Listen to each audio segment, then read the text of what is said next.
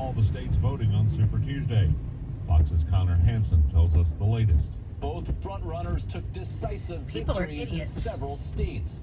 President Joe Biden and former President Donald Trump aren't leaving much room for their competition. Biden and Trump sweeping states like